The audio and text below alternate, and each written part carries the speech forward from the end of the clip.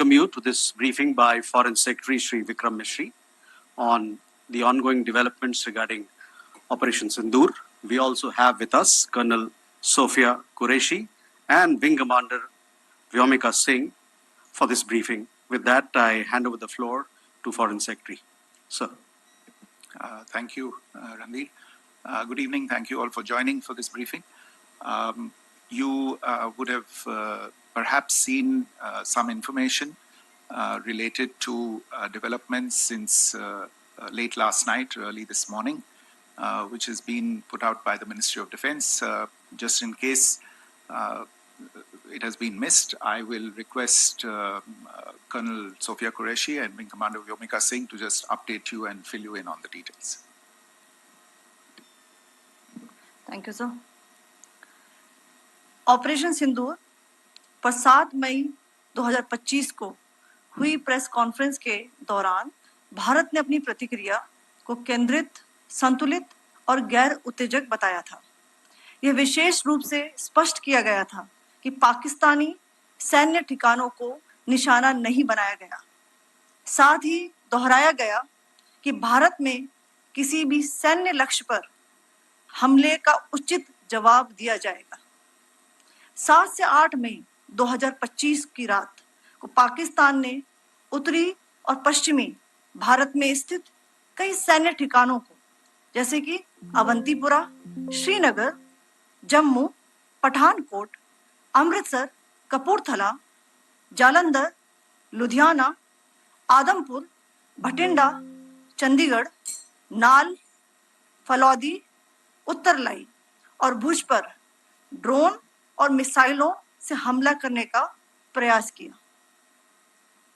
इन हमलों को integrated counter US grid और वायु रक्षा प्रणालियों द्वारा निष्क्रिय कर दिया गया। इन हमलों का मलबा कई स्थानों से बरामद हुआ, जो कि पाकिस्तानी हमलों का प्रमाण है। On the night of 7th May 2025, Pakistan attempted to engage a number of military targets in northern and western India using drones and missiles. These places included Avantipura, Srinagar, Jammu, Pathankot, Amritsar, Kapurthala, Nal, Jalandhar, Ludhiana, Adampur, Bhatinda, Chandigarh, Falodi, Uttarlai, and Bhuj. These were neutralized by the integrated counter unmanned aerial system and other air defense systems. The debris of these attacks is now being recovered from a number of locations that prove the Pakistani attacks. आज सुबह भारतीय सशस्त्र बलों ने पाकिस्तान के कई स्थानों पर वायु रक्षा रडार और प्रणालियों को निशाना बनाया। भारत की प्रतिक्रिया समान क्षेत्र में समान तीव्रता के साथ की गई। यह विश्वसनीय रूप से ज्ञात हुआ कि लाहौर में स्थित एक वायु रक्षा प्रणाली को निष्क्रिय कर दिया गया। Today morning, Indian Armed Forces targeted air defense radars and systems at a number of locations in Pakistan. Indian response has been in the same domain with the same intensity as Pakistan. It has been reliably learnt that an air defense system at Lahore has been neutralized. Pakistan ने नियंत्रण रेखा पर आकरण गोलीबारी की तीव्रता बढ़ा दी है, जिसमें कुपवाड़ा, बारामूला, उरी, पुंछ, मेंढर और राजौरी क्षेत्रों में मोर्टार और भारी तोपखाने का इस्तेमाल किया जा रहा है। Pakistan has increased the intensity of its unprovoked firing across the line of control using mortar and heavy calibre artilleries in areas in Kupwara, Baramulla, Uri, Poonch, Mendhar and Rajouri sectors in Jammu and Kashmir. 16 innocent lives have been lost, including 3 women and 5 children, due to the Pakistani firing. Here too, India was compelled to respond to bring mortar and artillery fire from Pakistan to a halt. Indian Armed Forces reiterate their commitment to non-escalation, provided it is respected by the Pakistan military. Jai Hind.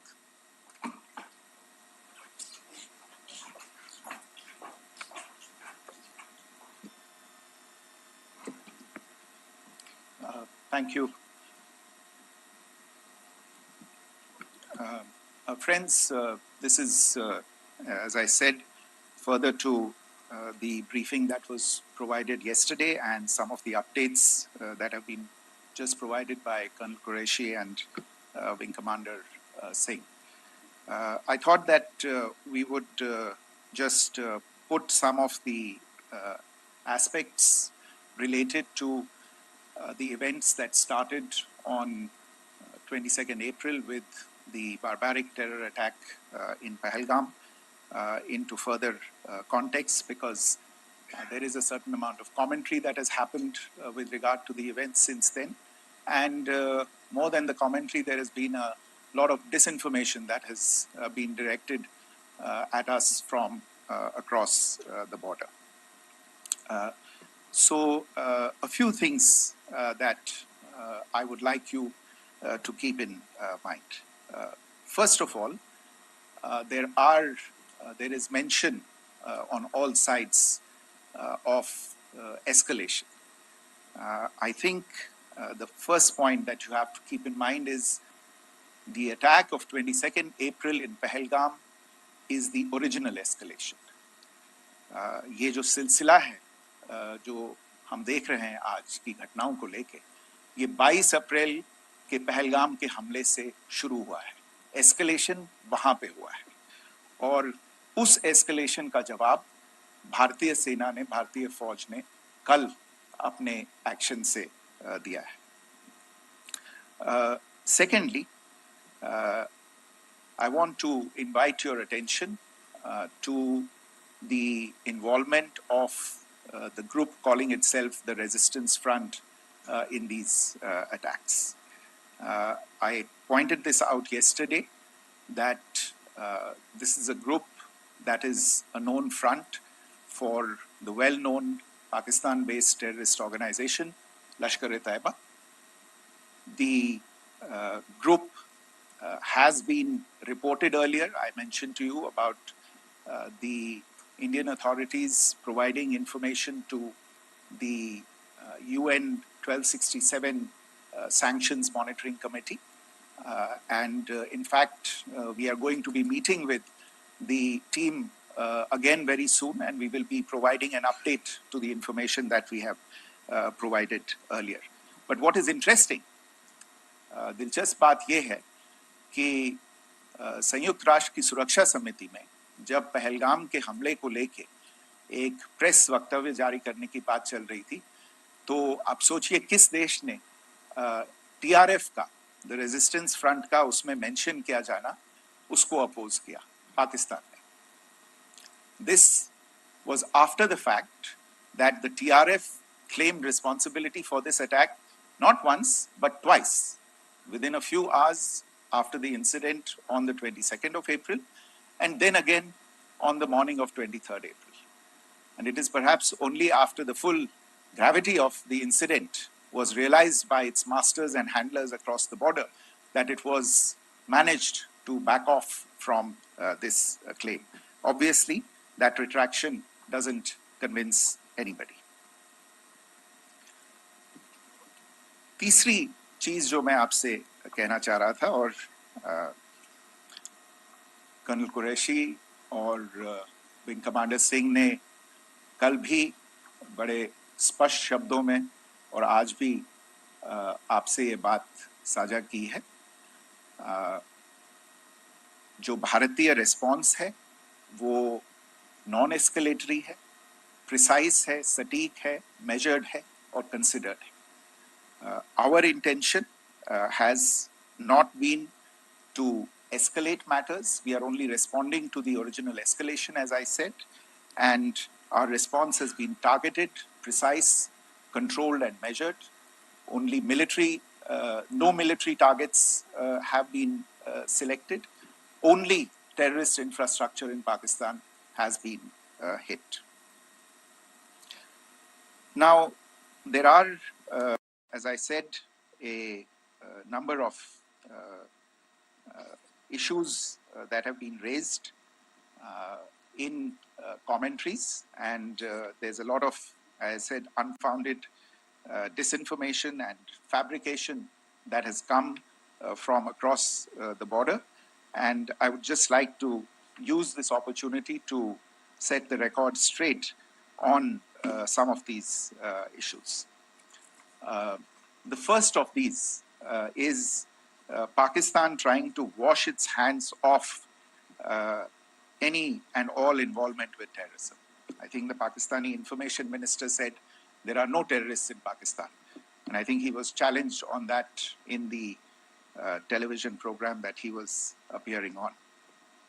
But even if I partially repeat myself from yesterday, I think Pakistan's reputation as the epicenter of global terrorism is rooted in a number of instances where concrete evidence is available, not just to India, but to governments and authorities and agencies around the world. There are several terrorist attacks around the world where Pakistani fingerprints have been found. I don't need to belabor the point with regard to this audience about where Osama bin Laden was found and who called him a martyr. Pakistan has also for decades pursued cross-border terrorism into India with impunity.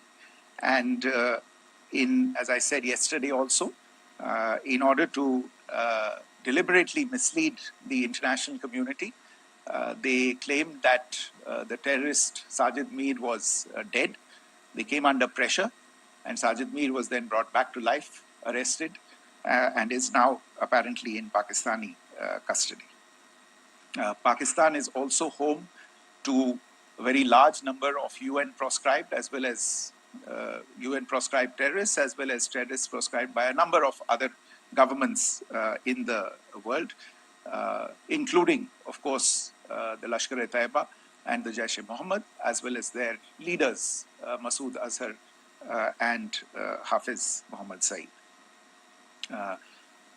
आपने देखा होगा हाल ही में पिछले ही कुछ दिनों में पाकिस्तान के रक्षा मंत्री और उनके पूर्व विदेश मंत्री दोनों ने इस बात को माना है कि पाकिस्तान का ऐसे ग्रुप्स के साथ जो रिश्ता है वो क्या रहा है. Both the defense minister and the former foreign minister of Pakistan, I think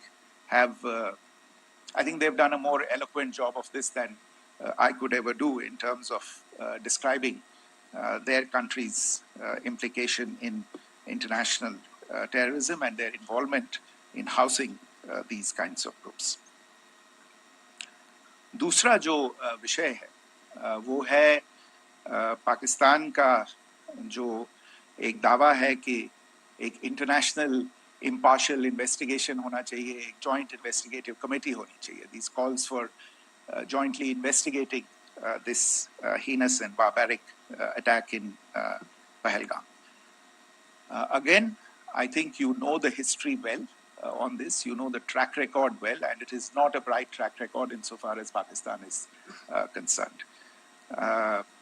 In fact, in the pursuit of justice for the victims of multiple terrorist attacks, whether it be Mumbai in 2008, in Pathankot in 2016, or many others, but in particular for these two attacks, India had offered to cooperate. India provided forensic evidence and urged Pakistan to bring the perpetrators of these attacks to justice. We, in particular with regard to the Mumbai attacks of 2008, where a Pakistani Lashkar-e-Taiba terrorist was captured alive, India provided extensive information and evidence related to the involvement of Pakistani terrorists in this attack. Cases were registered, but you are all aware that these cases have not progressed despite the formation of judicial teams, etc. And Pakistan has consistently stonewalled all efforts to move the investigation along. In fact, with regard to the Pathankot attack as well, a joint investigative team was formed. We gave access, unprecedented access, I should say, to Pakistani team to the site of the attack. Details of call records data and DNA, etc., were shared with Pakistan. We had shared with them details related that we had been able to access to the addresses of terrorists. We presented evidence against the office bearers of Jaish-e-Mohammed who had conspired in the attack, and the handlers of the terrorists who facilitated them and guided them in. But there has been no movement on this. So in all of this, I think the experience has not been positive, and it certainly doesn't give us the confidence now to take at face value Pakistani assertions of wishing to participate in a joint investigation. These are just delaying tactics. These are just stonewalling tactics. And in fact, there is reason to believe that Pakistan uses the evidence that we provide only to cover its tracks and, in fact, defend the terrorists who we are looking for and obstruct the path of investigation. A third point that I wanted to address was the claim that only civilians were killed in the strikes on the 7th of May. We have made the point very clearly that all attacks on the morning of 7th May were against carefully selected terrorist infrastructure, terrorist targets. It is not clear to us, in fact, seeing some of the coverage of the after effects of these strikes, including the funerals for the terrorists that were held yesterday. I think a lot of you have seen the reports and the coverage on media. If only civilians, if any civilians were killed in these attacks, I wonder what message this picture actually sends to all of you. This is a question that is worth asking. It's also odd that the funerals of civilians are carried out with the coffins being draped in Pakistani flags and state honors being accorded. As far as we are concerned, the individuals eliminated at these facilities were terrorists. Giving terrorist state funerals may be a practice in Pakistan. Doesn't seem to make much sense to us. Pakistan has also claimed that India deliberately attacked religious sites. This is completely false again. I have made it clear that the targets were terrorist infrastructure, terrorist facilities, and locations connected clearly with incidents of cross-border terrorism into India. And it is in fact Pakistan that is misusing religious sites as a cover to in fact radicalize, direct and indoctrinate and train terrorists. In fact, contrary to what Pakistan is claiming, yesterday Pakistan launched a targeted attack on the Sikh community in the state of Jammu and Kashmir, hitting Gurdwara in Poonch and the homes of Sikh community members, which came under attack. And we know that at least 3 individuals were killed in that particular attack. Pakistan is also making attempts to, in fact, just to add to this point, the retaliatory action that Pakistan has taken in fact is impacting civilians. I showed you the picture of the Gurdwara and the Sikh community members who were killed in this. There are other civilians also who've been killed and injured in these attacks. In fact, since yesterday morning, a total of 16 civilians have been killed and 59 others have been injured in the attacks by Pakistan.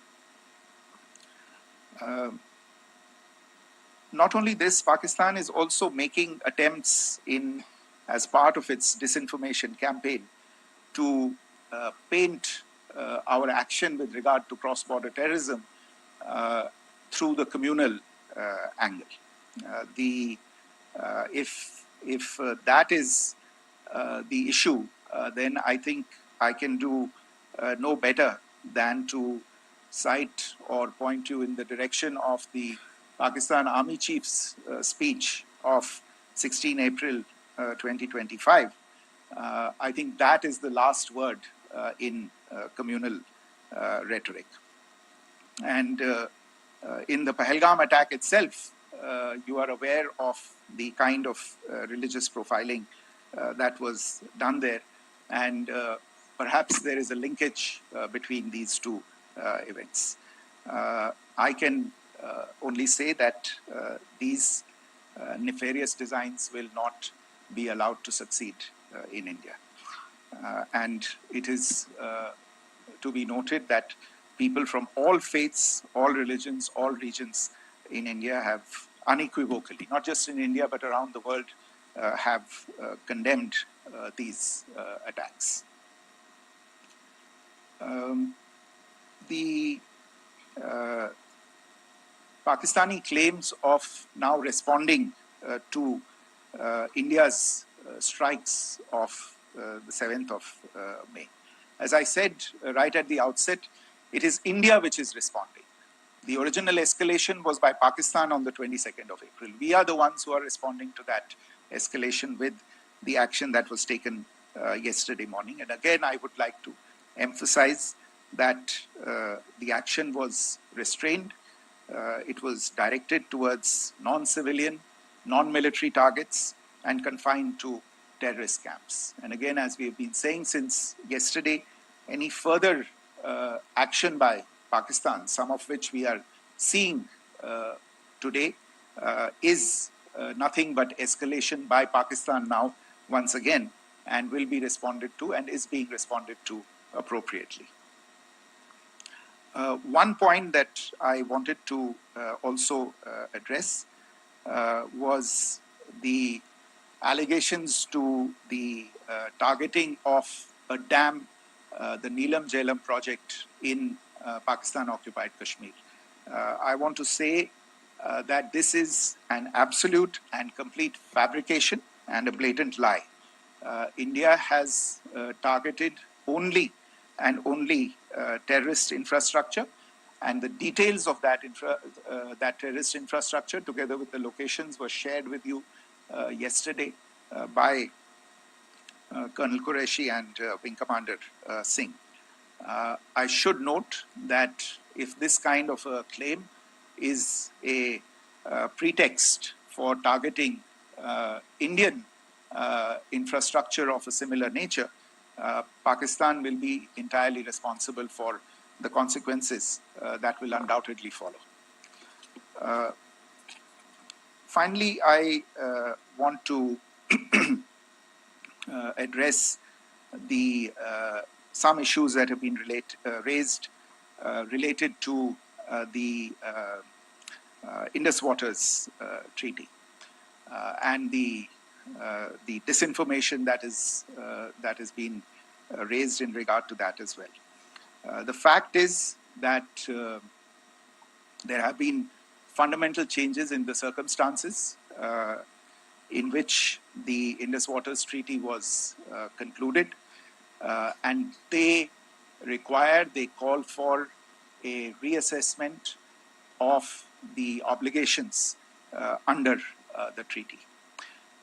Over the last year and a half to 2 years, India has been in communication with the government of Pakistan. We've sent several notices to them requesting for negotiations to discuss modification of the treaty. India has for 6+ decades now honored the treaty, even during periods when Pakistan imposed multiple wars on us, and even when relations were adversarial.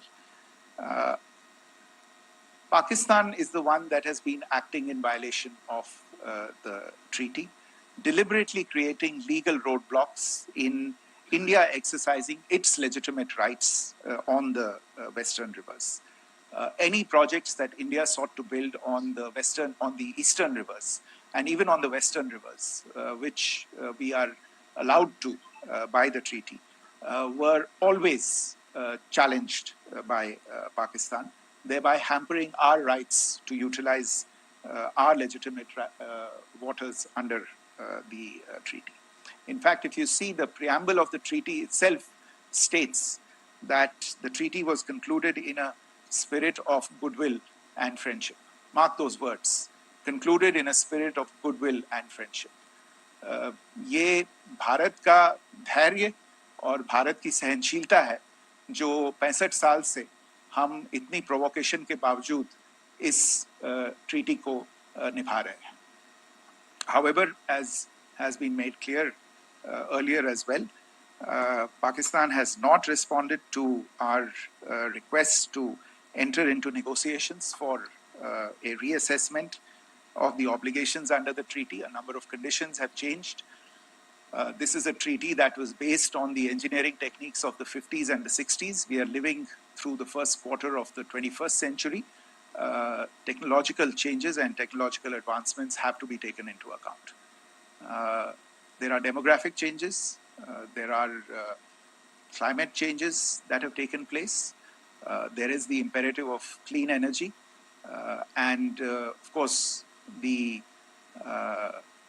terrorism that Pakistan has wreaked in the state of Jammu and Kashmir itself has hampered India's ability to exercise its rights under the treaty.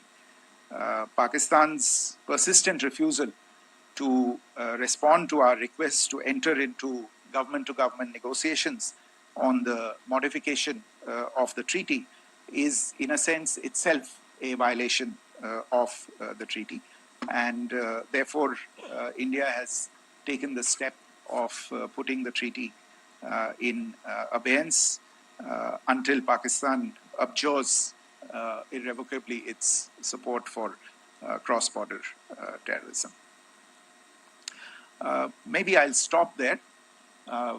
I mentioned earlier yesterday as well that this is an evolving situation.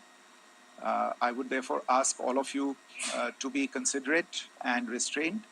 It will not be possible for us or my colleagues from the armed forces to share operational details at this point in time. Beyond that, if you have any questions, may I have time for only a few, and I'll try to answer those questions. Okay, I give the floor to Rishabh.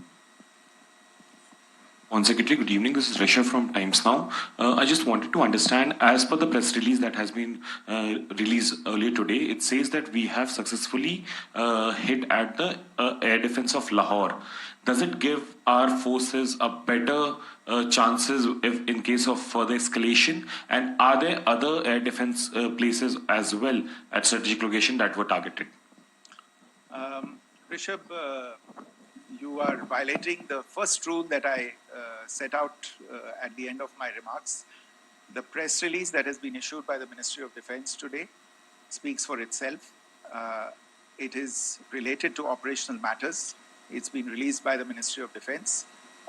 As more information becomes available, it will be released at the appropriate time. Once again, please don't go into operational details at this point in time, because this is a constantly evolving situation. Yeah, go ahead.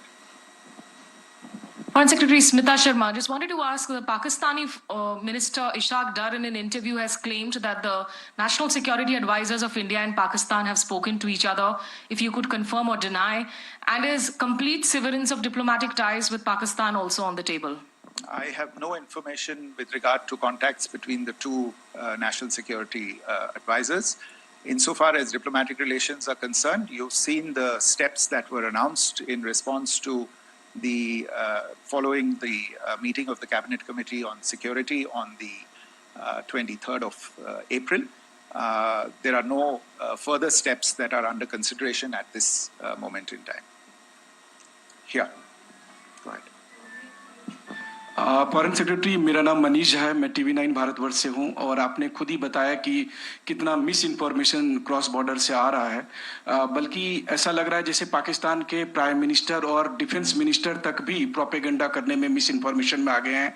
वो कई बार तो ये तक दावा करते हैं कि हम 3 राफेल हमने गिरा दिया, इतने हमने मिग गिरा दिए, और जब उनसे पूछा जाता है तो वो कहते हैं कि सोशल मीडिया में हमने ये सब चीज़ें देखी थी।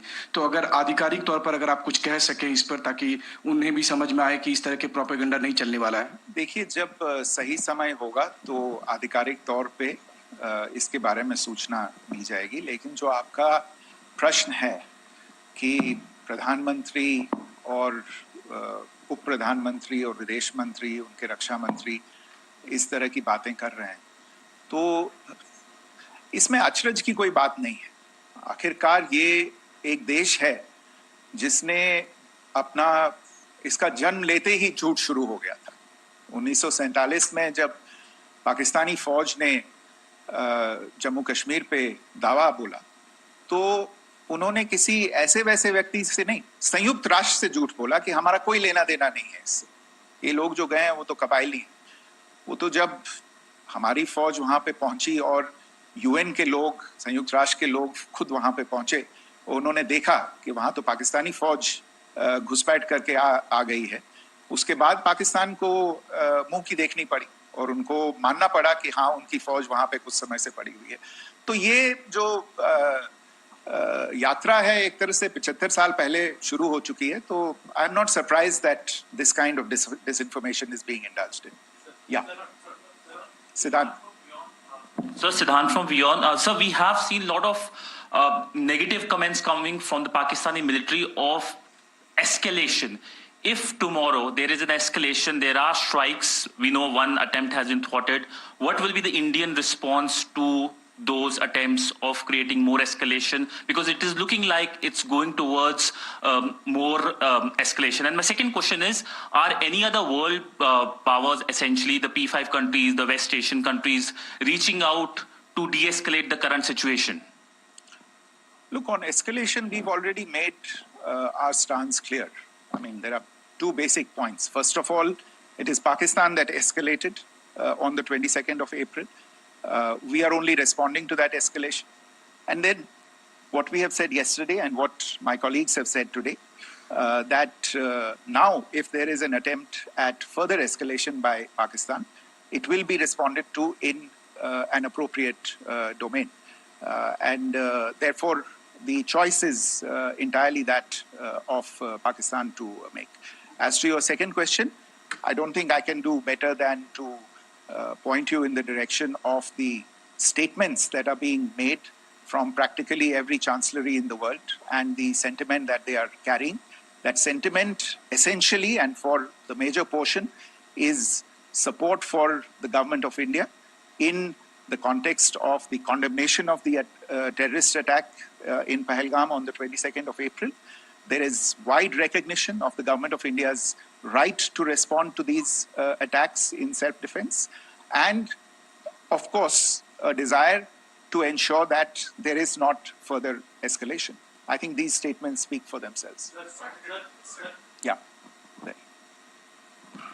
Sir, this is Mausami from India Today.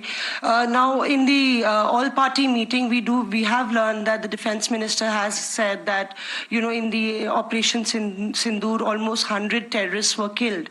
Would we have any details about what is the number like, and also about if there were any big faces, masterminds, terrorist masterminds who were in fact killed? There is also a report that Masood Azhar's family's 10 members have been killed, and Rauf Asghar, who was actually the mastermind of Pulwama, he's also been badly, severely injured.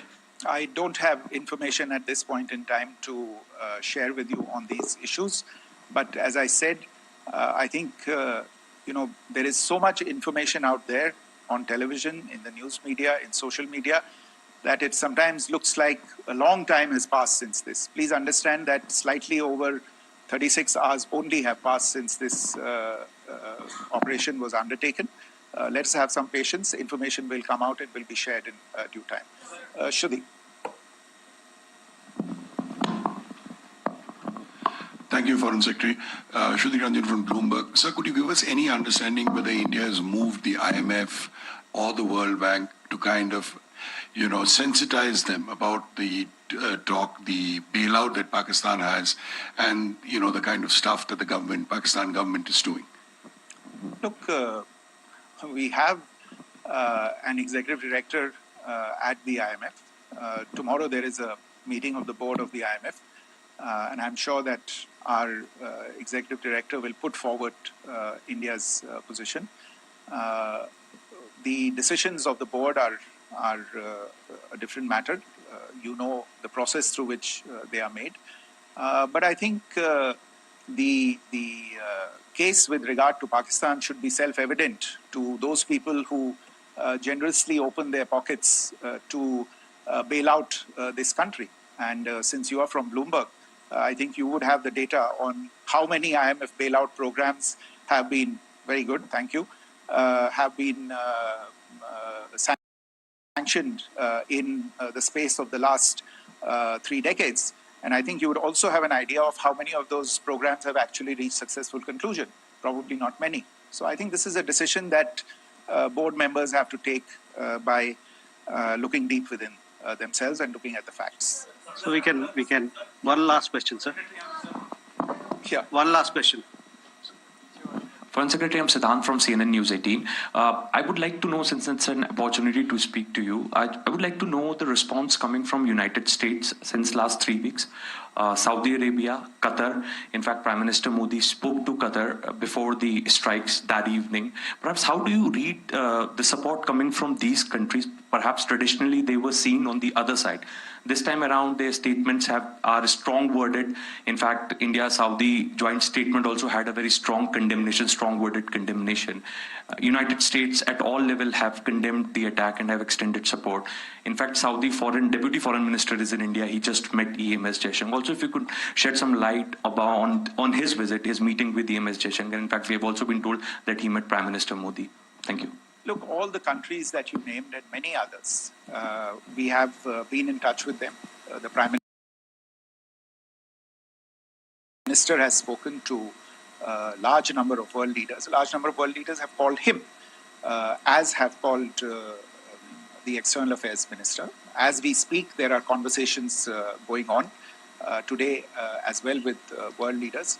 And your assessment or conclusion of the general tenor of these messages is very much on point.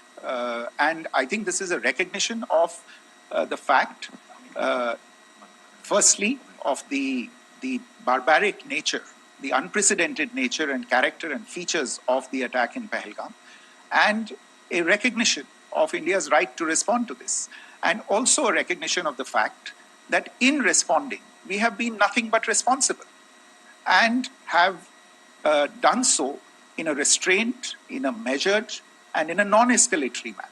I think that counts for something. People have taken that into account, and that is what is explaining the kinds of reactions that we are seeing. And we appreciate the sentiments and the statements that have been made by the vast majority of world leaders. Yes, the Saudi Minister of State for Foreign Affairs is in Delhi. He had a meeting with the External Affairs Minister earlier today. I don't have further details at this moment, but if there are details, the ministry will share them at some point with you. Thank you. I think that's all we have time for today. We'll join you again soon. Thank you all. Thank you.